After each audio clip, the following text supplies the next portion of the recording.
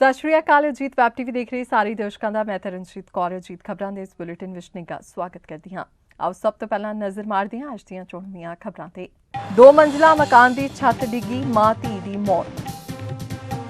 Corona ਨਾਲ ਜੰਗ, ਗੁਰਦੁਆਰਾ ਰਕਾਬਗੰਜ ਸਾਹਿਬ ਵਿਖੇ 250 ਬੈੱਡਾਂ ਦਾ ਪ੍ਰਬੰਧ। ਪੰਜਾਬ ਭਰ ਵਿੱਚ ਦੁਕਾਨਦਾਰਾਂ ਵੱਲੋਂ ਸਰਕਾਰ ਖਿਲਾਫ ਰੋਸ ਮੁਜ਼ਾਹਰਾ। ਪਟਿਆਲਾ ਪੁਲਿਸ ਨੇ ਕਿਸਾਨਾਂ ਨੂੰ ਟਰੈਕਟਰਾਂ ਸਮੇਤ ਸਰਕਟ ਹਾਊਸ ਵਿੱਚ ਦਾਖਲ ਹੋਣ ਤੋਂ ਰੋਕਿਆ।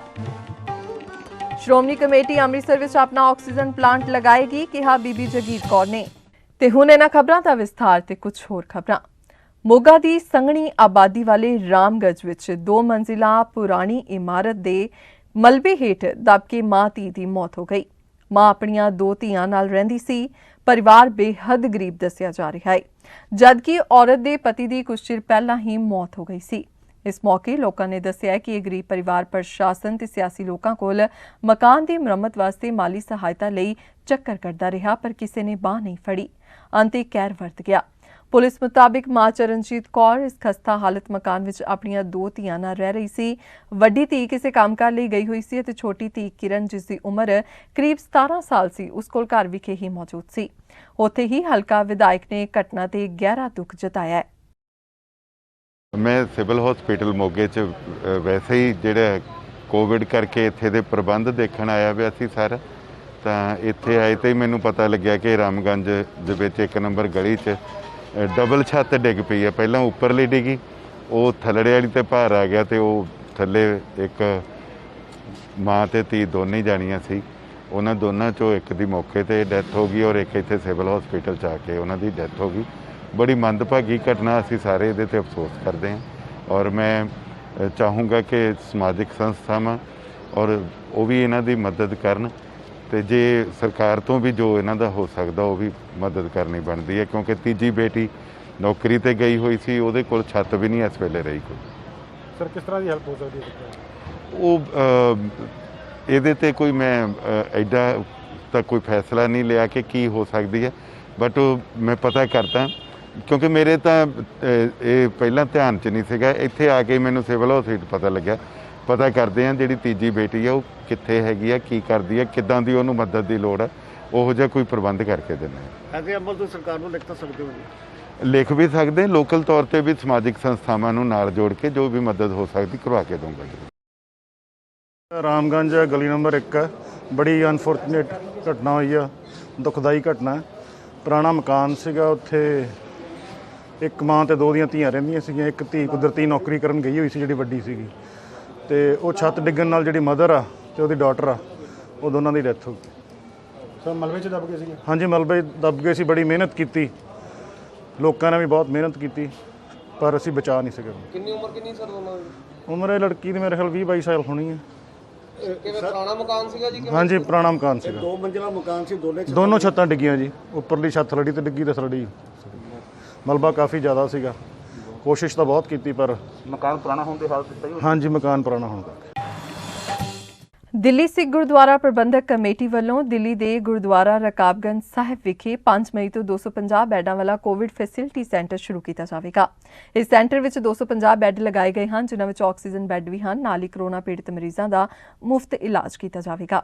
ਸਿੱਖ ਗੁਰਦੁਆਰਾ ਪ੍ਰਬੰਧਕ ਕਮੇਟੀ ਦੇ ਚੇਅਰਮੈਨ ਮਨਜਿੰਦਰ ਸਿੰਘ ਸਿਰਸਾ ਨੇ ਜਾਣਕਾਰੀ ਦਿੰਦਿਆਂ ਦੱਸਿਆ ਕਿ ਇਹ 250 ਬੈੱਡਾਂ ਵਾਲਾ ਕੋਵਿਡ ਸੈਂਟਰ ਸ਼੍ਰੀ ਗੁਰੂ ਤੇਗ ਬਹਾਦਰ ਜੀ ਦੇ ਨਾਮ ਤੇ ਬਣਾਇਆ ਗਿਆ ਹੈ।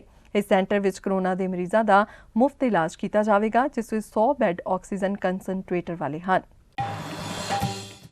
ਪੰਜਾਬ ਸਰਕਾਰ ਵੱਲੋਂ ਕੋਰੋਨਾ ਕਾਰਨ 15 ਮਈ ਤੱਕ ਤਾਲਾਬੰਦੀ ਕੀਤੇ ਜਾਣ ਦੇ ਵਿਰੋਧ ਵਿੱਚ ਪੰਜਾਬ ਭਰ ਦੇ ਦੁਕਾਨਦਾਰਾਂ ਵੱਲੋਂ ਪ੍ਰਦਰਸ਼ਨ ਕੀਤੇ ਜਾ ਰਹੇ ਹਨ। ਇਸੇ ਕੜੀ ਵਿੱਚ ਸ੍ਰੀ ਮੁਕਤਸਰ ਸਾਹਿਬ ਦੇ ਦੁਕਾਨਦਾਰਾਂ ਨੇ ਇਕੱਠ ਕਰਕੇ ਕੈਪਟਨ ਸਰਕਾਰ ਖਿਲਾਫ ਰੋਸ ਪ੍ਰਦਰਸ਼ਨ ਕੀਤਾ। ਇਸ ਮੌਕੇ ਦੁਕਾਨਦਾਰ ਸੰਜੀਵ ਧੂੜੀਆ ਨੇ ਕਿਹਾ ਕਿ ਜੇਕਰ ਮੀਟ ਦੀਆਂ ਦੁਕਾਨਾਂ ਅਤੇ ਸ਼ਰਾਬ ਦੇ ਠੇਕੇ ਖੁੱਲ੍ਹ ਸਕਦੇ ਹਨ ਤਾਂ ਦੂਜੀਆਂ ਦੁਕਾਨਾਂ ਕਿਉਂ ਨਹੀਂ ਖੋਲ੍ਹੀਆਂ ਜਾ ਸਕਦੀਆਂ। ਉਨ੍ਹਾਂ ਕਿਹਾ ਕਿ ਸਰਕਾਰ ਅਤੇ ਪ੍ਰਸ਼ਾਸਨ ਦੁਕਾਨਾਂ ਖੋਲ੍ਹਣ ਦਾ ਟਾਈਮ ਫਿਕਸ ਕਰੇ, ਜਿਸ ਵਿੱਚ ਸਵੇਰੇ 9 ਤੋਂ 2 ਜਾਂ 9 ਤੋਂ 5 ਵਜੇ ਤੱਕ ਦੁਕਾਨਾਂ ਖੁਲਵਾਈਆਂ ਜਾਣ। ਇਸ ਤੋਂ ਇਲਾਵਾ ਖੱਬੇ ਅਤੇ ਸੱਜੇ ਵਾਰੀਆਂ ਨਾਲ ਵੀ ਦੁਕਾਨਾਂ ਖੁਲਵਾਈਆਂ ਜਾ ਸਕਦੀਆਂ ਹਨ। ਕਾਰਨ ਇਹੀ ਹੈ ਜੀ, ਜਿਹੜਾ ਪ੍ਰਸ਼ਾਸਨ ਨੇ ਬੰਦ ਕੀਤਾ ਹੋਇਆ ਜੀ, ਵੀ 1 ਤਰੀਕ ਤੋਂ ਲੈ ਕੇ 15 ਤਰੀਕ ਤੱਕ ਦਾ ਬੰਦ ਦਾ ਐਲਾਨ ਕੀਤਾ ਹੋਇਆ ਹੈ। ਅਸੀਂ ਤਾਂ ਪ੍ਰਸ਼ਾਸਨ ਅੱਗੇ ਬੇਨਤੀ ਕਰਨਾ ਚਾਹੁੰਦੇ ਹਾਂ ਵੀ ਪ੍ਰਸ਼ਾਸਨ ਨੂੰ ਚਾਹੀਦਾ ਵੀ ਰਾਏ ਮਸ਼ਵਰਾ ਕਰਨ ਵਪਾਰ ਮੰਡਲ ਨਾਲ, ਵਪਾਰ ਮੰਡਲ ਰਾਏ ਮਸ਼ਵਰਾ ਕਰੇ ਦੁਕਾਨਾਂ ਵਾਲੇ ਨਾਲ ਵੀ ਕਿੱਦਾਂ ਤੱਕ ਆਪਾਂ ਨੂੰ ਬੰਦ ਰੱਖਣਾ ਚਾਹੀਦਾ। ਬੰਦ ਰੱਖਣ ਨਾਲ ਤਾਂ ਸਾਰਾ ਬਾਜ਼ਾਰ ਤਾਂ ਵੈਸੇ ਹੀ ਬੰਦ ਹੋਇਆ ਪਿਆ। ਦੁਕਾਨਦਾਰ ਕਿਵੇਂ ਆਦਾ ਦੁਕਾਨਦਾਰੀ ਚਲਾਊਗਾ? ਦੁਕਾਨਾਂ ਤਾਂ ਬੰਦ ਪਈਆਂ, ਕਿਰਾਇਆ ਕੱਢਣਾ ਔਖਾ ਹੋਇਆ ਪਿਆ, ਘਰ ਦੇ ਖਰਚੇ ਕੱਢਣੇ ਔਖੇ ਹੋਏ ਪਏ ਆ। ਅਸੀਂ ਤਾਂ ਪ੍ਰਸ਼ਾਸਨ ਦੇ ਅੱਗੇ ਬੇਨਤੀ ਕਰਦੇ ਹਾਂ, ਕੋਈ ਟਾਈਮ ਟੇਬਲ ਸੈੱਟ ਕਰ ਲੈਣ। ਸਪੋਜ਼ ਕਰੋ ਵੀ 9 ਵਜੇ ਦਾ ਟਾਈਮ ਰੱਖ ਦੇਣ, 2 ਵਜੇ ਤੱਕ ਰੱਖ ਦੇਣ, ਤਾਂ ਵੀ ਅਸੀਂ ਐਗਰੀ ਹਾਂ। ਜੇ ਉਹ ਲੈਫਟ ਸਾਈਡ ਜਾਂ ਰਾਈਟ ਸਾਈਡ ਰੱਖਣਾ ਚਾਹੁੰਦੇ ਆ ਵੀ ਇੱਕ ਦਿਨ ਲੈਫਟ ਖੋਲ੍ਹ ਲਓ, ਇੱਕ ਦਿਨ ਰਾਈਟ ਖੋਲ੍ਹ ਲਓ, ਤਾਂ ਵੀ ਐਗਰੀ ਹਾਂ। ਇਹ ਤਾਂ ਪ੍ਰਸ਼ਾਸਨ ਨੂੰ ਚਾਹੀਦਾ, ਜਨਤਾ ਦਾ ਸਾਥ ਦੇਣਾ ਚਾਹੀਦਾ। ਅਸੀਂ ਤਾਂ ਪ੍ਰਸ਼ਾਸਨ ਦੇ ਨਾਲ ਖੜੇ ਹਾਂ, ਪਰ ਪ੍ਰਸ਼ਾਸਨ ਨੂੰ ਵੀ ਚਾਹੀਦਾ ਜਨਤਾ ਦੇ ਨਾਲ ਖੜਨਾ ਚਾਹੀਦਾ। ਸੀਐਮ ਸਾਹਿਬ ਨੂੰ ਕੁਝ ਨਹੀਂ ਪਤਾ, ਸੀਐਮ ਸਾਹਿਬ ਤਾਂ ਬੈਠੇ ਰੂਮ ਦੇ ਵਿੱਚ, ਉਹਨਾਂ ਨੂੰ ਕੀ ਪਤਾ? ਉਹਨਾਂ ਨੂੰ ਸਲਾਹ ਦੇਣ, ਮਸ਼ਵਰਾ ਦੇਣ ਵਾਲੇ ਬੰਦੇ ਨਾਲ ਦੇ, ਉਹਨਾਂ ਨੂੰ ਚਾਹੀਦਾ ਬਾਜ਼ਾਰ ਦੇ ਵਿੱਚ ਵਿਚਰਨ, ਬਾਜ਼ਾਰ ਦਾ ਵਿਉਂਤ ਲੈਣ, ਕਿੱਦਾਂ ਦਾ ਕਰਨਾ ਚਾਹੀਦਾ ਆਪਾਂ ਨੂੰ। ਇਹ ਨਹੀਂ ਵੀ ਆ ਕੇ ਆਰਡਰ ਕਰਤਾ ਜੀ 1 ਤੋਂ ਲੈ ਕੇ 15 ਤੱਕ ਬੰਦ ਜੀ। ਉਹ ਜਿਨ੍ਹਾਂ ਦੇ ਕਿਰਾਏ ਆ, ਦੁਕਾਨਦਾਰ ਕਿਰਾਏਦਾਰ ਬੈਠੇ ਆ, ਉਹ ਕਿੱਥੋਂ ਕਿਰਾਇਆ ਕੱਢ ਲੈਣਗੇ? ਦੁਕਾਨ ਤਾਂ ਬੰਦ ਹੈ ਜੀ। ਦਿੱਲੀ ਕਟਰਾ ਐਕਸਪ੍ਰੈਸਵੇ ਲਈ ਜਬਰੀ ਘੱਟ ਰੇਟ ਤੇ ਜ਼ਮੀਨਾਂ ਐਕਵਾਇਰ ਕਰਨ ਦੇ ਖਿਲਾਫ ਸਵਾ ਮਹੀਨੇ ਤੋਂ ਮੁੱਖ ਮੰਤਰੀ ਨਿਵਾਸ ਨੇੜੇ ਧਰਨਾ ਦੇ ਰਹੇ ਕਿਸਾਨਾਂ ਦੀ ਅੱਜ ਵਿਸ਼ੇਸ਼ ਕਮੇਟੀ ਨਾਲ ਮੀਟਿੰਗ ਹੋਣੀ ਸੀ, ਪਰ ਕਿਸੇ ਕਾਰਨ ਮੁਲਤਵੀ ਕਰ ਦਿੱਤੀ ਗਈ। ਇਸ ਕਾਰਨ ਪੁਲਿਸ ਨੇ ਕਿਸਾਨਾਂ ਨੂੰ ਟਰੈਕਟਰ ਸਮੇਤ ਸਰਕਟ ਹਾਊਸ ਵਿੱਚ ਦਾਖਲ ਹੋਣ ਤੋਂ ਰੋਕ ਦਿੱਤਾ ਹੈ। ਇਸ ਦੌਰਾਨ ਕਿਸਾਨ ਨੇਤਾ ਡਿੱਕੀ ਜੇਜੀ ਨੇ ਸਰਕਟ ਹਾਊਸ ਵਿੱਚ ਦਾਖਲ ਹੋਣ ਦੀ ਕੋਸ਼ਿਸ਼ ਕੀਤੀ, ਪਰ ਪੁਲਿਸ ਨੇ ਉਸ ਨੂੰ ਰੋਕਿਆ, ਜਿਸ ਨਾਲ ਸਥਿਤੀ ਤਣਾਅਪੂਰਨ ਹੋ ਗਈ। ਦੱਸ ਦੇਈਏ ਕਿ ਕਿਸਾਨਾਂ ਦਾ 30 ਅਪ੍ਰੈਲ ਤੋਂ ਮੁੱਖ ਮੰਤਰੀ ਕੈਪਟਨ ਅਮਰਿੰਦਰ ਸਿੰਘ ਦੇ ਨਿਊ ਮੋਤੀ ਮਹਿਲ ਦੇ ਪਿੱਛੇ ਸੂਲਰ ਰੋਡ ਤੇ ਧਰਨਾ ਜਾਰੀ ਹੈ, ਜਿਸ ਦੁਆਲੇ ਪੁਲਿਸ ਨੇ ਅੱਜ ਚੌਕਸੀ ਵਧਾ ਦਿੱਤੀ ਹੈ। ਇੱਜ਼ਤ ਲੈ ਰਹੇ ਆ ਸਰ ਇੱਥੇ ਬਹਿ ਕੇ। ਮੈਂ ਤਾਂ ਬੇਨਤੀ ਕੀਤੀ ਸੀ, ਮੈਂ ਕਿਹਾ ਜੀ ਅੰਦਰ ਬਿਠਾ ਦਿਓ, ਕਹਿੰਦੇ ਅੰਦਰ ਕਰੋਨਾ ਹੈ। ਅੱਜ ਪਤਾ ਲੱਗਿਆ ਮੀਟਿੰਗ ਪਹਿਲਾਂ ਦੱਸਦੇ ਵੀ ਸੜਕ ਤੇ ਕਰਾਂਗੇ, ਅਗਲੀ ਮੀਟਿੰਗ ਦੇਣ ਮੈਨੂੰ, ਮੈਂ ਦੇਖਦਾ ਕਿਹੜੀ ਜਗ੍ਹਾ ਦਿੰਦੇ ਆ, ਉੱਥੇ ਕਰੋਨਾ ਭੱਜੂਗਾ। ਸੜਕ ਤੇ ਰੱਖਣ ਅਗਲੀ ਮੀਟਿੰਗ, ਕਹਿੰਦੇ ਅਸੀਂ ਲਿਖਤੀ ਦਿੰਦੇ ਅੱਧੇ ਘੰਟੇ 'ਚ। ਮੈਂ ਕਿਹਾ ਵੇਟ ਕਰਦਾ ਬੈਠਾ ਮੈਂ ਤਾਂ ਮੀਟਿੰਗ ਦੀ। 2 ਮੀਟਿੰਗ ਹੱਦ ਕਰਤੀ ਭਾਜੀ, ਹੱਦ ਕਰਤੀ। ਐਡਾ ਅਤਿਆਚਾਰ ਤਾਂ ਮੈਨੂੰ ਲੱਗਦਾ ਔਰੰਗਜ਼ੇਬ ਦੇ ਰਾਜ 'ਚ ਵੀ ਨਹੀਂ ਹੋਣਾ। ਇਹ ਨਾ ਇੱਕ ਰੋਡ ਮਾਫੀਆ ਬਣ ਚੁੱਕਿਆ ਸਾਰਾ। ਭਾਜੀ ਮੇਰੇ 21 ਕਿਸਾਨਾਂ ਤੇ ਪਰਚਾ ਬੇਕਸੂਰਾਂ ਤੇ, 379 ਲਿਖ ਕੇ ਪਾਤਾ ਜੀ, ਦੇਤਾ ਇੱਕ ਫੰਡਾ, ਇੱਕ ਨਵਾਂ ਪਤਾ ਨਹੀਂ ਖਾਲੀ ਰੱਖਣ ਦਾ। ਮੈਂ ਕਮਿਟ ਕਰ ਰਿਹਾ ਜਦੋਂ ਕਿ ਯਾਰ ਮੇਰੇ ਕਹਿਣ ਤੇ ਭੋਲੇ ਭਾਲੇ ਲੋਕ ਮਗਰ ਗਏ, ਬੈਰੀਕੇਡ ਟੁੱਟੇ ਆ। ਮੈਂ ਕਹਿੰਦਾ ਮੈਨੂੰ ਸਜ਼ਾ ਦੇ ਦਿਓ ਯਾਰ, ਮੈਂ ਵਕੀਲ ਨਹੀਂ ਕਰਦਾ। ਮੈਂ ਕਹਿੰਦਾ ਮੈਂ ਲੜਨ ਲਈ ਤਿਆਰ ਹਾਂ ਤੁਹਾਡੇ ਗੰਦੇ ਕਾਨੂੰਨ ਨਾਲ। ਉਹਨਾਂ ਬੇਕਸੂਰਾਂ ਨੂੰ ਬਾਹਰ ਕੱਢ ਦਿਓ, ਜਿਹੜੇ 20 ਆ ਮੇਰੇ ਤੇ ਰੱਖ ਲਓ ਪਰਚਾ। ਮੈਂ ਲੜ ਰਿਹਾ, ਮੈਂ ਗਾਲਾਂ ਕੱਢ ਰਿਹਾ ਤੁਹਾਨੂੰ ਸਾਰਿਆਂ ਨੂੰ, ਪਰ ਉਹਨੂੰ ਵਿੱਚੋਂ ਨਾ ਕੱਢੋ ਜਿਹੜਾ ਕੈਪਟਨ ਅਮਰਿੰਦਰ ਸਿੰਘ ਹੈ, ਉਹ ਵੀ ਗੁਨੇਗਾਰ ਹੈ। ਮੈਂ 15 ਦਿਨ ਪਹਿਲਾਂ ਸਾਰੇ ਕਿਤੇ ਫਲੈਕਸਾਂ ਲਾਤੀਆਂ ਸੀ, ਪੋਸਟਰ ਲਾਤੇ ਸੀਗੇ ਕਿ ਮੈਂ ਜਿਹੜਾ ਹੈਗਾ ਇੱਕ ਕੈਪਟਨ ਦਾ ਕਰਾ ਕਰੂੰਗਾ ਜੇ ਸਾਨੂੰ ਮੀਟਿੰਗ ਨਾ ਦਿੱਤੀ। ਠੀਕ ਹੈ, ਨਹੀਂ ਦਿੱਤੀ ਨਾ ਮੀਟਿੰਗ, ਮੈਂ ਅੱਜ ਵੀ ਮੀਟਿੰਗ ਹੀ ਮੰਗਦਾ ਫਿਰਦਾ। ਮੀਟਿੰਗ ਦੇਣ ਤੋਂ ਬਾਅਦ ਵੀ ਮੀਟਿੰਗ ਮੰਗਦਾ ਫਿਰਦਾ। ਫਰਜ਼ ਇਹਨਾਂ ਅਫਸਰਾਂ ਦਾ ਸੀ, ਸਸਪੈਂਡ ਹੋਣੇ ਚਾਹੀਦੇ ਅਫਸਰ ਜਿਹੜੇ ਬੰਦੇ ਨੇ ਸਾਡੇ ਨਾਲ ਝੂਠਾ ਵਾਅਦਾ ਕੀਤਾ 4 ਤਰੀਕ ਦਾ, ਜਾਂ ਮੈਨੂੰ ਰਿਟਰਨ 'ਚ ਦੇਣ ਵੀ ਤੁਹਾਡੀ ਮੀਟਿੰਗ ਸੀਗੀ। ਹੁਣ ਮੁੱਕਰਦੇ ਆ ਕਿ ਤੁਹਾਨੂੰ ਕਿਹੜਾ ਟਾਈਮ ਦਿੱਤਾ ਸੀਗਾ। ਹੁਣ ਤਾਂ ਇਹਨਾਂ ਨੂੰ ਆਦਤ ਪੈ ਚੁੱਕੀ ਹੈ ਝੂਠ ਬੋਲਣ ਦੀ, ਤੂਫਾਨ ਬੋਲਣ ਦੀ, ਪਰ ਹੁਣ ਮੈਂ ਇਹਨਾਂ ਤੇ ਯਕੀਨ ਨਹੀਂ ਕਰਦਾ। ਮੈਨੂੰ ਤਾਂ ਅੱਜ ਰਿਟਰਨ 'ਚ ਲੈ ਕੇ ਜਾਊਂਗਾ। ਲਗਾਤਾਰ ਪੰਜਾਬ ਵਿੱਚ ਕੋਵਿਡ-19 ਮਰੀਜ਼ਾਂ ਦੀ ਗਿਣਤੀ ਵਧਦੀ ਹੀ ਜਾ ਰਹੀ ਹੈ, ਜਿਸ ਦੇ ਚਲਦਿਆਂ ਇੱਕ ਵਾਰ ਫਿਰ ਸ਼੍ਰੋਮਣੀ ਕਮੇਟੀ ਅੱਗੇ ਆਈ ਹੈ। ਪ੍ਰੈਸ ਕਾਨਫਰੰਸ ਕਰਦਿਆਂ ਪ੍ਰਧਾਨ ਬੀਬੀ ਜਗੀਰ ਕੌਰ ਨੇ ਦੱਸਿਆ ਕਿ ਉਹਨਾਂ ਨੇ ਕੋਵਿਡ-19 ਮਰੀਜ਼ਾਂ ਦੀ ਸੇਵਾ ਲਈ ਹਸਪਤਾਲ ਵੀ ਤਿਆਰ ਕੀਤੇ ਹਨ। ਉੱਥੇ ਹੀ ਉਹਨਾਂ ਨੇ ਦੱਸਿਆ ਕਿ ਛੇਤੀ ਹੀ ਗੁਰਦੁਆਰਾ ਆਲਮਗੀਰ ਦੇ ਦੀਵਾਨ ਹਾਲ ਅਤੇ ਸ਼੍ਰੀ ਦਮਦਮਾ ਸਾਹਿਬ ਗੁਰਦੁਆਰੇ ਦੇ ਦੀਵਾਨ ਹਾਲ ਅਤੇ ਅਜਿਹੇ ਵੱਡੇ ਕਈ ਦੀਵਾਨ ਹਾਲ ਨੂੰ ਆਈਸੋਲੇਸ਼ਨ ਵਾਰਡ ਬਣਾਏ ਜਾਣ ਦੀ ਤਿਆਰੀ ਕੀਤੀ ਜਾ ਰਹੀ ਹੈ, ਜਿਸ ਵਿੱਚ ਇੱਕ ਨਰਸ ਅਤੇ ਇੱਕ ਡਾਕਟਰ ਰਹੇਗਾ। ਉਹਨਾਂ ਨੇ ਇਹ ਵੀ ਦੱਸਿਆ ਕਿ ਐਸਜੀਪੀਸੀ ਵੱਲੋਂ ਆਪਣਾ ਆਕਸੀਜਨ ਪਲਾਂਟ ਲਗਾਉਣ ਦੀ ਤਿਆਰੀ ਕੀਤੀ ਜਾ ਰਹੀ ਹੈ, ਕਿਉਂਕਿ ਗੁਰਧਾਮਾਂ ਦੀ ਜਿਹੜੀ ਸੇਵਾ ਹੈ ਜਾਂ ਇੱਥੋਂ ਜਿਹੜੇ ਕਾਰਜ ਹੋ ਰਹੇ ਹੈ, ਕਿਤੇ ਲੰਗਰਾਂ ਦੀ ਸੇਵਾ ਚੱਲ ਰਹੀ ਹੈ, ਕਿਤੇ ਗੁਰਮਤਿ ਦੇ ਪ੍ਰਚਾਰ ਪ੍ਰਸਾਰ ਕੀਤਾ ਜਾਂਦਾ, ਕਿਤੇ ਮਾਨਵਤਾ ਦੀ ਸੇਵਾ ਕੀਤੀ ਜਾਂਦੀ ਹੈ। ਕਿਸੇ ਹੱਦ ਤੱਕ ਮੈਨੂੰ ਲੱਗਦਾ ਹੈ ਕਿ ਇਹਨਾਂ ਲੋਕਾਂ ਨੂੰ ਪਚਦਾ ਨਹੀਂ, ਜਿਹੜੇ ਇਹ ਲੋਕ ਗੱਲਾਂ ਇਹੋ ਜਿਹੀਆਂ ਗੱਲਾਂ ਕਰਕੇ ਭੇਜਦੇ ਆ। ਇਹ ਸਿਰਫ ਇੱਕ ਡਰਾਵੇ ਪਾਉਣਾ ਚਾਹੁੰਦੇ ਹੈ, ਇਹ ਲੋਕਾਂ 'ਚ ਦਹਿਸ਼ਤ ਪਾਉਣਾ ਚਾਹੁੰਦੇ ਹੈ। ਜਿਨ੍ਹਾਂ ਨੇ ਅੱਜ ਤੱਕ ਹਮਲੇ ਕੀਤੇ ਆ, ਕੋਈ ਲਾ ਲਓ ਤੁਸੀਂ, ਅਹਿਮਦ ਸ਼ਾਹ ਅਬਦਾਲੀ ਵਰਗੇ, ਇਹ ਗੁਰਦੁਆਰਿਆਂ ਨੂੰ ਕੋਈ ਨੁਕਸਾਨ ਨਹੀਂ ਕਰ ਸਕੇ। ਇੱਥੇ ਤੁਹਾਡੇ ਸਾਹਮਣੇ ਜਿਉਂਦੀ ਤਸਵੀਰ ਹੈ, ਮਿਸਾਲ ਹੈ ਕਿ ਪਿੱਛੇ 84 ਦੇ ਵਿੱਚ ਜੇ ਇੱਥੇ ਹਮਲਾ ਕੀਤਾ ਸੀ, ਮੁੜ ਕੇ ਕੋਈ ਅੱਜ ਤੱਕ ਉੱਠ ਨਹੀਂ ਸਕਿਆ, ਨਾ ਕੋਈ ਇੱਥੇ ਬਚ ਸਕਿਆ। ਗੁਰਧਾਮਾਂ ਦੇ ਉੱਤੇ ਹਮਲਾ ਕਰਨ ਵਾਲੇ ਉਹ ਪਾਪੀ ਲੋਕ ਕਦੀ ਬਚੇ ਨਹੀਂ, ਔਰ ਜੋ ਥ੍ਰੈਟ ਕਰਦੇ ਹੈ ਉਹ ਕਰਨ ਜੋਗੇ ਨਹੀਂ ਹੁੰਦੇ। ਉਹਨਾਂ ਲੋਕਾਂ ਨੇ ਕੇਵਲ ਦਹਿਸ਼ਤ ਪਾਉਣੀ ਹੁੰਦੀ ਹੈ, ਲੋਕਾਂ ਨੂੰ ਡਰਾਵੇ ਦੇਣੇ ਹੁੰਦੇ ਹੈ, ਤੇ ਇਹ ਘਬਰਾ ਗਏ, ਇਹ ਲੋਕ ਘਬਰਾਏ ਪਏ ਹੈ ਕਿ ਇੱਥੋਂ ਐਡੀ ਮਾਨਵਤਾ ਦੀ ਸੇਵਾ ਹੁੰਦੀ ਹੈ। ਇਹ ਮਾਨਵਤਾ ਦੀ ਸੇਵਾ ਜਿਹੜੀ ਹੈ ਇਹ ਇਹਨਾਂ ਜਗਦੇ ਹੋਏ ਮਹਾਨ ਸੰਸਥਾਵਾਂ ਨੂੰ ਕਦੀ ਬੁਝਾ ਨਹੀਂ ਸਕਦੇ। ਇਹ 1 ਹਫ਼ਤੇ ਦੇ ਵਿੱਚ ਬਸ ਉਹ ਲਿਆਉਣ ਦੀ ਦੇਰ ਹੈ ਉੱਥੋਂ ਗੁਜਰਾਤ ਤੋਂ, ਕਿਉਂਕਿ ਸਿਕਿਉਰਿਟੀ ਸ਼ਿਕਾਇਤ ਤਾਂ ਕੱਲ੍ਹ ਦੇ ਲੱਗੇ ਹੋਏ ਸੀ। ਡਾਕਟਰ ਸਾਹਿਬ ਨੂੰ ਮੈਂ ਕਿਹਾ ਹੋਇਆ ਕੱਲ੍ਹ ਦੇ ਲੱਗੇ। ਹੁਣ ਮੈਂ ਪੁੱਛਦੀ ਹਾਂ ਉਹਨਾਂ ਨੂੰ ਵੀ ਉਹ ਚੱਲ ਪਏ ਕਿ ਕਿੱਦਾਂ ਹੋਣਾ। ਮੇਰਾ ਖਿਆਲ ਹੈ ਕਿ ਜਦੋਂ ਪਹੁੰਚ ਗਿਆ ਟੈਂਕਰ ਉਦੋਂ ਸਟਾਰਟ ਹੋ ਜਾਣਾ। ਸ਼ਾਹਕੋਟ ਦੇ ਨਜ਼ਦੀਕੀ ਪਿੰਡ ਤਲਵੰਡੀ ਸੰਗੇੜਾ ਵਿਖੇ ਬੀਤੀ ਸੋਮਵਾਰ ਅਤੇ ਮੰਗਲਵਾਰ ਦੀ ਦਰਮਿਆਨੀ ਰਾਤ ਕਿਸਾਨ ਮਜ਼ਦੂਰ ਸੰਘਰਸ਼ ਕਮੇਟੀ ਜ਼ੋਨ ਸ਼ਾਹਕੋਟ ਦੇ ਆਗੂ ਦੀ ਪਤਨੀ ਨੇ ਆਪਣੇ ਘਰ ਵਿੱਚ ਕਮਰੇ ਅੰਦਰ ਗਾਰਡਨ ਨਾਲ ਫਾਹਾ ਲਗਾ ਕੇ ਆਪਣੀ ਜੀਵਨ ਲੀਲਾ ਸਮਾਪਤ ਕਰ ਲਈ। ਮ੍ਰਿਤਕ ਔਰਤ ਦੇ ਲੜਕੇ ਦੀ ਬੀਤੇ ਕਰੀਬ 2 ਮਹੀਨੇ ਪਹਿਲਾਂ ਦਿੱਲੀ ਕਿਸਾਨੀ ਸੰਘਰਸ਼ ਤੋਂ ਵਾਪਸ ਆਉਂਦੇ ਸਮੇਂ ਗੁਰਾਇਆ ਨਜ਼ਦੀਕ ਸੜਕ ਹਾਦਸੇ ਵਿੱਚ ਮੌਤ ਹੋ ਗਈ ਸੀ, ਜਿਸ ਦੇ ਕੰਮ ਵਿੱਚ ਉਹ ਕਾਫੀ ਪਰੇਸ਼ਾਨ ਰਹਿੰਦੀ ਸੀ। ਮ੍ਰਿਤਕ ਔਰਤ ਵੀਨਾ ਰਾਣੀ ਦੇ ਪਤੀ ਕੁਲਦੀਪ ਰਾਏ ਨੇ ਦੱਸਿਆ ਕਿ ਉਹ ਪਿੰਡ ਦੇ ਨਿੱਜੀ ਬੈਂਕ ਵਿੱਚ ਗਾਰਡ ਦੀ ਨੌਕਰੀ ਕਰਦਾ ਹੈ। ਰੋਜ਼ਾਨਾ ਦੀ ਤਰ੍ਹਾਂ ਉਹ ਬੀਤੀ ਰਾਤ ਕਰੀਬ 9 ਵਜੇ ਰੋਟੀ ਖਾਣ ਉਪਰੰਤ ਆਪਣੀ ਡਿਊਟੀ ਤੇ ਚਲਾ ਗਿਆ। ਜਦੋਂ ਸਵੇਰੇ ਕਰੀਬ 5 ਵਜੇ ਉਹ ਡਿਊਟੀ ਤੋਂ ਘਰ ਵਾਪਸ ਆਇਆ ਤਾਂ ਵੀਨਾ ਕਮਰੇ ਅੰਦਰ ਛੱਤ ਦੇ ਗਾਰਡਨ ਨਾਲ ਲਟਕਦੀ ਮਿਲੀ। ਉੱਥੇ ਹੀ ਜ਼ਿਲ੍ਹਾ ਹੁਸ਼ਿਆਰਪੁਰ ਵਿੱਚ ਵੀ ਔਰਤ ਵੱਲੋਂ ਖੁਦਕੁਸ਼ੀ ਕਰਨ ਦਾ ਮਾਮਲਾ ਸਾਹਮਣੇ ਆਇਆ ਹੈ। ਐਮਐਸਸੀ ਥਾਣਾ ਸ਼ਾਹਕੋਟ ਨੇ ਫੋਨ ਕੀਤਾ ਸੀਗਾ ਵੀ ਇਸ ਤਰ੍ਹਾਂ ਕਿ ਇੱਕ ਵੀਨਾ ਰਾਣੀ ਪਤਨੀ ਕੁਲਵੰਤ ਰਾਏ ਆ ਕੁਲਦੀਪ ਰਾਏ ਜੋ ਕਿ ਇਹਨੇ ਗਾਰਡਨ ਨਾਲ ਲਟਕੇ ਫਾਹ ਲੈ ਕੇ ਡੈਥ ਹੋ ਗਈ ਇਹਦੀ ਤੇ ਮੌਕੇ ਤੇ ਜਾਓ।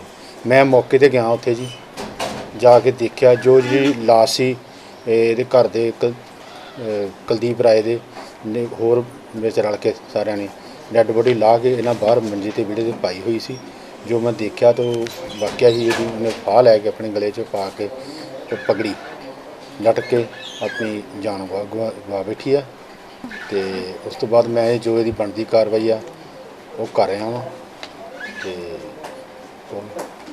ਕੀ ਮਾਮਲਾ ਹੈਗਾ ਜੀ, ਕੋਈ ਲੱਗਿਆ ਜੀ ਪਤਾ? ਮਾਮਲਾ ਸਾਰੇ ਇਹਦੇ ਨਾਲ 2 ਮਹੀਨੇ ਪਹਿਲਾਂ 2-2.5 ਮਹੀਨੇ ਪਹਿਲਾਂ ਇਹਦਾ ਲੜਕਾ ਐਕਸੀਡੈਂਟ ਹੋਣ ਕਰਕੇ ਜੋ ਕਿਸਾਨ ਸੰਘਰਸ਼ ਵਿੱਚ ਗਿਆ ਸੀਗਾ ਉੱਥੋਂ ਦਿੱਲੀ ਤੋਂ ਵਾਪਸ ਆ ਰਿਹਾ ਸੀ। ਇਹ ਰੁੜਕੇ ਲੱਗੇ ਆਣ ਕੇ ਇਹਦਾ ਐਕਸੀਡੈਂਟ ਹੋ ਗਿਆ ਤੇ ਜਿਹੜਾ ਬੱਚਾ ਟਰੈਕਟਰ ਟਾਇਰ ਥੱਲੇ ਆ ਗਿਆ ਤੇ ਉਹਦੀ ਮੌਤ ਹੋ ਗਈ। ਉਹਦੇ ਸਦਮੇ ਦੇ ਵਿੱਚ ਇਹ ਡਿਪਰੈਸ਼ਨ 'ਚ ਰਹਿੰਦੀ ਸੀ, ਪਰੇਸ਼ਾਨ ਰਹਿੰਦੀ ਦਿਮਾਗੀ ਤੌਰ ਤੇ, ਇਸ ਕਾਰਨ ਕਰਕੇ ਹੋ ਸਕਦਾ ਸਰ।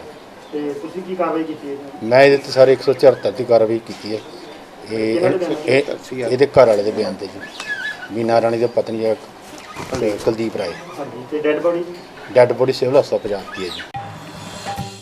ਸਿਹਤ ਵਿਭਾਗ ਵਿੱਚ ਨੈਸ਼ਨਲ ਮਿਸ਼ਨ ਹੈਲਥ NHM ਅਧੀਨ ਵੱਖ-ਵੱਖ ਅਸਾਮੀਆਂ ਤੇ ਕੰਮ ਕਰਦੇ ਮੁਲਾਜ਼ਮਾਂ ਵੱਲੋਂ ਆਪਣੀਆਂ ਹੱਕੀ ਮੰਗਾਂ ਨੂੰ ਲੈ ਕੇ NHM ਮੁਲਾਜ਼ਮ ਯੂਨੀਅਨ ਪੰਜਾਬ ਦੇ ਸੱਦੇ ਤੇ 4 ਮਈ ਤੋਂ ਪੰਜਾਬ ਭਰ ਵਿੱਚ ਸਾਰੇ ਕੰਮ ਮੁਕੰਮਲ ਤੌਰ ਤੇ ਬੰਦ ਰੱਖ ਕੇ ਅਣਮਿੱਥੇ ਸਮੇਂ ਲਈ ਹੜਤਾਲ ਕਰਨ ਦਾ ਫੈਸਲਾ ਕੀਤਾ ਗਿਆ ਸੀ, ਜਿਸ ਤਹਿਤ ਸਿਵਲ ਹਸਪਤਾਲ ਸ਼ਾਹਕੋਟ ਅਧੀਨ ਕੰਮ ਕਰਦੇ ਸਮੂਹ NHM ਮੁਲਾਜ਼ਮਾਂ ਵੱਲੋਂ ਸਾਰੇ ਕੰਮਕਾਜ ਠੱਪ ਕੀਤੇ ਗਏ ਔਰ ਅਣਮਿੱਥੇ ਸਮੇਂ ਲਈ ਹੜਤਾਲ ਕਰਨ ਦਾ ਫੈਸਲਾ ਕੀਤਾ ਗਿਆ ਸੀ, ਜਿਸ ਤਹਿਤ ਸਿਵਲ ਹਸਪਤਾਲ ਸ਼ਾਹਕੋਟ ਅਧੀਨ ਕੰਮ ਕਰਦੇ ਸਮੂਹ NHM ਮੁਲਾਜ਼ਮਾਂ ਵੱਲੋਂ ਸਾਰੇ ਕੰਮਕਾਜ ਮੁਕੰਮਲ ਤੌਰ ਤੇ ਬੰਦ ਰੱਖ ਹੜਤਾਲ ਕਰਕੇ ਸਰਕਾਰ ਖਿਲਾਫ ਰੋਸ ਧਰਨਾ ਦਿੱਤਾ ਗਿਆ ਅਤੇ ਪੰਜਾਬ ਸਰਕਾਰ ਖਿਲਾਫ ਰੋਸ ਪ੍ਰਗਟ ਕਰਦਿਆਂ ਜੰਮ ਕੇ ਨਾਅਰੇਬਾਜ਼ੀ ਕੀਤੀ ਗਈ।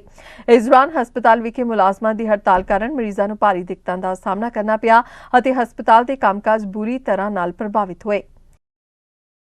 ਸਾਡੇ ਅੱਜ NRHM ਮੁਲਾਜ਼ਮ ਪੂਰੇ ਪੰਜਾਬ ਪੱਧਰ ਤੇ ਅੱਜ ਮਿਤੀ 4 ਮਈ ਨੂੰ ਧਰਨਾ ਪ੍ਰਦਰਸ਼ਨ ਕਰ ਰਹੇ ਨੇ।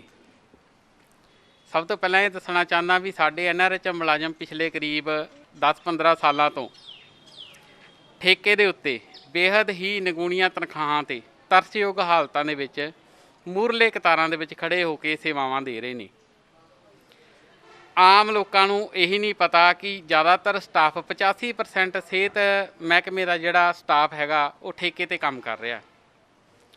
ਚਾਹੇ ਉਹ ਹਸਪੀਟਲ ਦੇ ਵਾਰਡ ਦੇ ਵਿੱਚ ਸਟਾਫ ਨਰਸਾਂ ਡਿਊਟੀ ਦੇ ਰਹੀਆਂ ਹੋਣ, ਚਾਹੇ OPD ਦੇ ਵਿੱਚ NRHM ਦੇ ਡਾਕਟਰ OPD ਕਰ ਰਹੇ ਹੋਣ, ਮਰੀਜ਼ ਦੇਖ ਰਹੇ ਹੋਣ, ਚਾਹੇ ਲੈਬੋਰਟਰੀ ਦੇ ਵਿੱਚ ਜਾਂਦੇ ਟੈਸਟ ਕਰਾਉਣ, ਉੱਥੇ ਜਿਹੜੇ ਟੈਸਟ ਕਰ ਰਹੇ ਮੁਲਾਜ਼ਮ ਉਹ ਠੇਕੇ ਤੇ ਨੇ। ਉਸ ਤੋਂ ਬਾਅਦ ਜਿਹੜੀ ਪਿੰਡਾਂ ਦੇ ਵਿੱਚ ਬੱਚਿਆਂ ਦੇ ਵੈਕਸੀਨੇਸ਼ਨ ਹੁੰਦੀ ਹੈ, ਆਸ਼ਾ ਵਰਕਰਾਂ ਹੋ ਗਈਆਂ, ਸਾਡੀਆਂ ANM ਭੈਣਾਂ, ਜਿੰਨਾ ਵੀ ਕੰਮ ਹੈ ਵੈਕਸੀਨੇਸ਼ਨ ਦਾ, ਜਨਮ ਮੌਤ ਦੇ ਰਜਿਸਟਰ ਮੇਨਟੇਨ ਕਰਨੇ, ਹਰ ਇੱਕ ਤਰ੍ਹਾਂ ਦਾ ਕੋਈ ਵੀ ਜਿਹੜਾ ਉਹ ਕੰਮ ਕਰਨਾ ਸਾਡੇ ਠੇਕੇ ਦੇ ਮੁਲਾਜ਼ਮਾਂ ਤੋਂ ਲਿਆ ਜਾਂਦਾ। ਹਰ ਵਾਰ ਜਿਹੜੀਆਂ ਸਰਕਾਰਾਂ ਪਾਵਰ ਦੇ ਵਿੱਚ ਆਉਂਦੀਆਂ ਵੋਟਾਂ ਦੇ ਸਮੇਂ ਸਾਨੂੰ ਪੱਕੇ ਹੋਣ ਦਾ ਲਾਰਾ ਲਾਉਂਦੀਆਂ ਨੇ, ਪਰ ਜਦੋਂ ਉਹ ਪਾਵਰ ਵਿੱਚ ਆ ਜਾਂਦੀਆਂ ਤੇ ਆਪਣੇ ਕੀਤੇ ਹੋਏ ਵਾਅਦੇ ਜਿਹੜੇ ਆ ਭੁੱਲ ਜਾਂਦੀਆਂ। ਇਸੇ ਦੇ ਲਈ ਅਸੀਂ ਪਿਛਲੇ ਕਾਫੀ ਸਮੇਂ ਤੋਂ ਪੰਜਾਬ ਸਰਕਾਰ ਤੋਂ ਹੱਥ ਜੋੜ ਕੇ ਬੇਨਤੀ ਕਰ ਰਹੇ ਹਾਂ ਵੀ ਸਾਡਾ ਕੁਝ ਕੀਤਾ ਜਾਵੇ। ਕੋਰੋਨਾ ਸੰਕਟ ਵਿਚਕਾਰ ਮੁੱਖ ਮੰਤਰੀ ਅਰਵਿੰਦ ਕੇਜਰੀਵਾਲ ਨੇ ਦਿੱਲੀ ਵਾਸੀਆਂ ਨੂੰ ਮੁਫਤ ਰਾਸ਼ਨ ਤੇ ਵਿੱਤੀ ਸਹਾਇਤਾ ਦੇਣ ਦਾ ਐਲਾਨ ਕੀਤਾ ਹੈ। सीएम केजरीवाल ने कहा कि दिल्ली के 72 ਲੱਖ राशन कार्ड धारकों को 2 महीनों ਲਈ मुफ्त राशन ਤੇ ਆਟੋ ਰਿਕਸ਼ਾ ਚਾਲਕਾਂ ਨੂੰ ਵਿੱਤੀ ਸਹਾਇਤਾ ਦਿੱਤੀ ਜਾਵੇਗੀ। ਮੁੱਖ ਮੰਤਰੀ ਕੇਜਰੀਵਾਲ ਨੇ ਇਹ ਵੀ ਕਿਹਾ ਕਿ ਇਸ ਦਾ ਮਤਲਬ ਨਹੀਂ ਹੈ ਕਿ ਲੌਕਡਾਊਨ 2 ਮਹੀਨਿਆਂ ਤੱਕ ਚੱਲੇਗਾ। ਦਿੱਲੀ ਸਰਕਾਰ ਸਾਰੇ ਆਟੋ ਤੇ ਰਿਕਸ਼ੇ ਵਾਲਿਆਂ ਨੂੰ ਲੌਕਡਾਊਨ ਦੇ ਦੌਰਾਨ ਮਦਦ ਕਰ ਰਹੀ ਹੈ, ਜਿਸ ਵਿੱਚ ਟੈਕਸੀ ਡਰਾਈਵਰਾਂ ਨੂੰ 5000 ਰੁਪਏ ਦੇਵੇਗੀ ਅਤੇ ਆਟੋ ਡਰਾਈਵਰਾਂ ਨੂੰ ਵੀ 5000 ਰੁਪਏ ਦੇਵੇਗੀ ਤਾਂ ਜੋ ਇਸ ਵਿੱਤੀ ਸੰਕਟ ਦੌਰਾਨ ਉਹਨਾਂ ਨੂੰ ਕੁਝ ਸਹਾਇਤਾ ਮਿਲ ਸਕੇ। जितने दिल्ली में राशन कार्ड धारक हैं, लगभग 72 लाख राशन कार्ड धारक हैं, इन 72 लाख लोगों को अगले 2 महीने के लिए मुफ्त में राशन दिया जाएगा। इसका मतलब आप ये मत निकालिएगा कि लॉकडाउन 2 महीने चलेगा। भगवान ना करे ज़्यादा दिन चलाना पड़े, भगवान करे कि जल्दी केसेस कम होना चालू हों और जल्दी लॉकडाउन ख़त्म हो। लेकिन जो आर्थिक तंगी से गरीब आदमी जूझ रहा है उसको मदद करने के लिए अगले 2 महीने के लिए सरकार ने निर्णय लिया है कि अगले 2 महीने के लिए सबको राशन मुफ्त दिया जाएगा दिल्ली सरकार की तरफ से। और दूसरा निर्णय ये है कि जितने दिल्ली में ऑटो चालक हैं, टैक्सी चालक हैं, ये बेचारे रोज़ ऑटो चलाते थे, टैक्सी चलाया करते थे, शाम को थोड़े पैसे घर ले जाते थे और उसी से इनका घर चला करता था। इन लोगों के घर में कोई बहुत ज़्यादा सेविंग्स भी नहीं होती, गरीब लोग होते हैं। पिछले कुछ हफ्तों से दिल्ली के अंदर लॉकडाउन है जिसकी वजह से इन लोगों की रोज़ी रोटी बिल्कुल ख़त्म हो गई है, बिल्कुल बंद हो गई है। तो जैसे पिछली साल हम लोगों ने किया था, पिछली साल भी जब लॉकडाउन लगा था तो दिल्ली के सभी ऑटो चालकों को और टैक्सी चालकों को दिल्ली सरकार ने 5-5 हज़ार रुपये से दे के मदद की थी। आज भी हम ये निर्णय लिया है कि हम दिल्ली सरकार सभी ऑटो चालकों और टैक्सी चालकों को 5-5 हज़ार रुपये देकर मदद करेगी ताकि उन लोगों को इस आर्थिक तंगी के दौर में थोड़ी सी मदद मिल सके। ਬੈਬਲ ਕਲਾ ਗੋਲੀकांड ਤੇ ਚੰਡੀਗੜ੍ਹ ਦੇ ਵਕੀਲਾਂ ਨੇ ਪੰਜਾਬ ਅਤੇ ਹਰਿਆਣਾ ਹਾਈ ਕੋਰਟ ਦੇ ਉਸ ਫੈਸਲੇ ਤੇ ਵੱਡੇ ਸਵਾਲ ਖੜੇ ਕੀਤੇ ਹਨ ਜਿਸ ਤਹਿਤ ਕੋਟਕਪੂਰਾ ਗੋਲੀकांड ਮਾਮਲੇ ਦੀ ਜਾਂਚ ਨੂੰ ਰੱਦ ਕੀਤਾ ਗਿਆ ਹੈ। ਚੰਡੀਗੜ੍ਹ ਵਿੱਚ ਪੱਤਰਕਾਰਾਂ ਨਾਲ ਗੱਲਬਾਤ ਕਰਦਿਆਂ ਐਡਵੋਕੇਟ ਅਮਰ ਸਿੰਘ ਚਾਹਲ ਅਤੇ ਉਹਨਾਂ ਦੇ ਸਾਥੀਆਂ ਨੇ ਕਿਹਾ ਕਿ ਮਾਮਲਾ ਹਾਈ ਕੋਰਟ ਨੇ ਫੈਸਲਾ ਟ੍ਰਾਇਲ ਕੋਰਟ ਦੇ ਫੈਸਲੇ ਦੀ ਤਰ੍ਹਾਂ ਦਿੱਤਾ ਹੈ। ਉਹਨਾਂ ਕਿਹਾ ਕਿ ਇਸ ਦੀ ਜਾਂਚ ਮੁੜ ਹੋਣੀ ਚਾਹੀਦੀ ਹੈ। ਆਪਾਂ ਹੁਣ ਹਾਈ ਕੋਰਟ ਨੇ 9 ਤਰੀਕ ਨੂੰ ਫੈਸਲਾ ਕੀਤਾ ਸੀ ਕੋਟਕਪੂਰਾ ਦੇ ਵਿੱਚ ਜੋ ਇਨਸੀਡੈਂਟ ਹੋਇਆ, ਜਿਹਦੇ ਵਿੱਚ ਜਿਹੜੀ ਹੈ 2 ਤਰ੍ਹਾਂ ਦੀ ਗੱਲ ਹੋਈ ਹੈ। ਇੱਕ ਪੁਲਿਸ ਨੇ ਰਿਪੋਰਟ ਪਹਿਲੇ ਲਿਖ ਲਈ ਸੀ, FIR ਦਰਜ ਕਰਵਾ ਦਿੱਤੀ ਸੀ, ਤੇ ਇੱਕ ਪਿੱਛੋਂ ਜਾ ਕੇ ਜਿਹੜੀ ਹੈਗੀ ਆ ਰਜਿਸਟਰ ਕੀਤੀ ਗਈ ਹੈ। ਇਹਨਾਂ ਦਾ ਹੈ FIR number 192 dated 14/10/2015 police station city Kotkapura. ये SHO गुरदीप सिंह ने खुद लिखाई सी क्योंकि कोटकपूरा जो सिटी कोटकपूरा का थानेदार सी SHO सी वो सी। ते दूजी FIR जी हैगी ਉਹਦਾ नंबर ਲੱਭਾ 129 तरीक ਉਹਦੀ 7/8/2018 है। ਇਹਦਾ एक गल जी है तुहानू शुरू च दस दिए भी जज साहब ये व्यू लै गए ने, जजमेंट ये लिख दिता गया है भी जी FIR 192 पहले लिखी गई है उसकी इन्वेस्टिगेशन क्यों नहीं की। जजमेंट ये लिखा तो इन्वेस्टिगेशन जी है 129 नंबर 7/8/2018 की जी ये कल्ले तो इन्वेस्टिगेशन दे के करके ਤੇ ਉਹਦਾ ਚਲਾਨ ਕਰ ਦਿੱਤਾ ਗਿਆ। ਇਹ ਗਲਤ ਹੈ, ਇਹ ਇਲੀਗਲ ਹੈ। ਪੰਜਾਬ ਦੇ ਮੁੱਖ ਮੰਤਰੀ ਕੈਪਟਨ ਅਮਰਿੰਦਰ ਸਿੰਘ ਨੇ ਸੂਬੇ ਨੂੰ ਨੇੜਲੇ ਸਰੋਤਾਂ ਤੋਂ 50 ਮੀਟ੍ਰਿਕ ਟਨ ਤਰਲ ਮੈਡੀਕਲ ਆਕਸੀਜਨ ਦੀ ਵਾਧੂ ਸਪਲਾਈ ਅਤੇ ਬੋਕਾਰੋ ਤੋਂ LMO ਦੀ ਸਮੇਂ ਸਿਰ ਨਿਕਾਸੀ ਲਈ 20 ਵਾਧੂ ਟੈਂਕਰਾਂ ਦੇ ਨਾਲ ਮੈਡੀਕਲ ਆਕਸੀਜਨ ਦੀ ਨਿਰਵਿਘਨ ਸਪਲਾਈ ਯਕੀਨੀ ਬਣਾਉਣ ਲਈ ਮੰਗਲਵਾਰ ਨੂੰ ਪ੍ਰਧਾਨ ਮੰਤਰੀ ਤੇ ਕੇਂਦਰੀ ਗ੍ਰਹਿ ਮੰਤਰੀ ਦੋਵਾਂ ਨੂੰ ਤੁਰੰਤ ਦਖਲ ਦੇਣ ਦੀ ਮੰਗ ਕੀਤੀ ਹੈ। सूबे विच ਵੱਖ-ਵੱਖ ਪੱਧਰਾਂ ਤੇ ਆਕਸੀਜਨ ਸਹਾਰੇ ਚੱਲ ਰਹੇ ਕੋਵਿਡ ਮਰੀਜ਼ਾਂ ਦੀ ਗਿਣਤੀ 10,000 ਤੱਕ ਅਪੜਨ ਦੇ ਚਲਦਿਆਂ ਮੁੱਖ ਮੰਤਰੀ ਨੇ ਪ੍ਰਧਾਨ ਮੰਤਰੀ ਨਰਿੰਦਰ ਮੋਦੀ ਤੇ ਕੇਂਦਰੀ ਗ੍ਰਹਿ ਮੰਤਰੀ ਅਮਿਤ ਸ਼ਾਹ ਨੂੰ ਵੱਖੋ-ਵੱਖਰੇ ਪੱਤਰ ਭੇਜੇ ਹਨ। ਸੂਬੇ ਭਰ ਵਿੱਚ ਆਕਸੀਜਨ ਦੀ ਕਮੀ ਦੇ ਚਲਦਿਆਂ ਕੀਮਤੀ ਜਾਨਾਂ ਦੇ ਭਾਰੀ ਨੁਕਸਾਨ ਉੱਤੇ ਡੂੰਘੀ ਚਿੰਤਾ ਜ਼ਾਹਿਰ ਕਰਦਿਆਂ ਮੁੱਖ ਮੰਤਰੀ ਨੇ ਕਿਹਾ ਕਿ ਵੱਧ ਰਹੇ ਕੇਸਾਂ ਦੇ ਦਬਾਅ ਨਾਲੋਂ ਆਕਸੀਜਨ ਦੀ ਘਾਟ ਕਾਰਨ ਲੈਵਲ 2 ਤੋਂ ਲੈਵਲ 3 ਦੇ ਬਿਸਤਰਿਆਂ ਨੂੰ ਵਧਾਉਣ ਵਿੱਚ ਅਸਮਰੱਥ ਹਨ। ਤੇ ਇਸ ਦੇ ਨਾਲ ਹੀ ਅਜੀਤ ਖਬਰਾਂ ਦਾ ਬੁਲੇਟਿਨ ਇੱਥੇ ਹੀ ਖਤਮ ਹੁੰਦਾ ਹੈ। ਨਵੀਆਂ ਤੇ ਤਾਜ਼ਾ ਤਰੀਨ ਖਬਰਾਂ ਲੈ ਕੇ ਫਿਰ ਤੋਂ ਹਾਜ਼ਰ ਹੋਵਾਂਗੇ। ਤਦ ਤੱਕ ਲਈ ਦਿਓ ਇਜਾਜ਼ਤ। ਸਤਿ ਸ਼੍ਰੀ ਅਕਾਲ। ਦੇਸ਼ ਦੁਨੀਆ ਦੀਆਂ ਤਾਜ਼ਾ ਖਬਰਾਂ ਦੇ ਲਈ ਹੁਣੇ ਪਲੇ ਸਟੋਰ ਤੋਂ ਡਾਊਨਲੋਡ ਕਰੋ ਪੰਜਾਬ ਦੀ ਆਵਾਜ਼ ਅਜੀਤ ਨਿਊਜ਼ ਐਪ। ਹੁਣ ਤੁਹਾਡਾ ਆਪਣਾ ਅਜੀਤ ਹਰ ਸੋਸ਼ਲ ਮੀਡੀਆ ਪਲੇਟਫਾਰਮ ਦੇ ਉੱਤੇ ਉਪਲਬਧ ਹੈ। ਫੇਸਬੁੱਕ ਦੇ ਉੱਤੇ ਹੁਣੇ ਲਾਈਕ ਤੇ ਫੋਲੋ ਕਰੋ ਅਜੀਤ ਦਾ ਅਫੀਸ਼ੀਅਲ ਪੇਜ ਡੇਲੀ ਅਜੀਤ ਤੇ ਹਾਂ ਨਾਲ ਹੀ ਦੋਸਤਾਂ ਨੂੰ ਪੇਜ ਲਾਈਕ ਕਰਨ ਦੇ ਲਈ ਇਨਵਾਈਟ ਕਰਨਾ ਨਾ ਭੁੱਲਣਾ। ਇੰਨਾ ਹੀ ਨਹੀਂ, ਹਿੰਦੀ ਦੇ ਵਿੱਚ ਖਬਰਾਂ ਵਾਸਤੇ ਲਾਈਕ ਤੇ ਫੋਲੋ ਕਰੋ ਸਾਡਾ ਫੇਸਬੁੱਕ ਪੇਜ ਅਜੀਤ ਸਮਾਚਾਰ ਹਿੰਦੀ। YouTube ਦੇ ਉੱਤੇ ਵੀਡੀਓ ਖਬਰਾਂ ਦੇਖਣ ਦੇ ਲਈ ਹੁਣੇ ਸਬਸਕ੍ਰਾਈਬ ਕਰੋ ਅਜੀਤ ਦਾ official YouTube channel Ajit web TV. ਤੁਹਾਡਾ ਆਪਣਾ ਅਜੀਤ ਹੁਣ ਟਵਿੱਟਰ ਤੇ ਇੰਸਟਾਗ੍ਰਾਮ ਦੇ ਉੱਤੇ ਵੀ ਉਪਲਬਧ ਹੈ। ਟਵਿੱਟਰ ਦੇ ਉੱਤੇ ਖਬਰਾਂ ਦੇ ਲਈ ਫੋਲੋ ਕਰੋ ਡੇਲੀ ਅਜੀਤ ਤੇ ਇੰਸਟਾਗ੍ਰਾਮ ਦੇ ਉੱਤੇ ਖਬਰਾਂ ਦੇ ਨਾਲ ਵੀਡੀਓ ਦੇਖਣ ਦੇ ਲਈ ਫੋਲੋ ਕਰੋ ਬਲੂ ਟਿਕ ਵਾਲਾ ਸਾਡਾ ਅਫੀਸ਼ੀਅਲ ਚੈਨਲ ਡੇਲੀ ਅਜੀਤ। ਇੰਨਾ ਹੀ ਨਹੀਂ, ਅਜੀਤ ਦੇ ਵੀਡੀਓ ਹੁਣ ਤੁਸੀਂ ਐਪਲ ਟੀਵੀ ਦੇ ਉੱਤੇ ਵੀ ਵੇਖ ਸਕਦੇ ਹੋ ਤੇ ਨਾਲ ਹੀ ਅਜੀਤ ਅਖਬਾਰ ਦਾ ਡਿਜੀਟਲ ਐਡੀਸ਼ਨ ਪੜ੍ਹਨ ਦੇ ਲਈ ਡਾਊਨਲੋਡ ਕਰੋ ਅਜੀਤ ਈ-ਪੇਪਰ ਐਪ। ਤੁਹਾਡਾ ਆਪਣਾ ਭਰੋਸੇਯੋਗ ਚੈਨਲ, ਤੁਹਾਡੀ ਆਪਣੀ ਆਵਾਜ਼, ਪੰਜਾਬ ਦੀ ਆਵਾਜ਼ ਅਜੀਤ।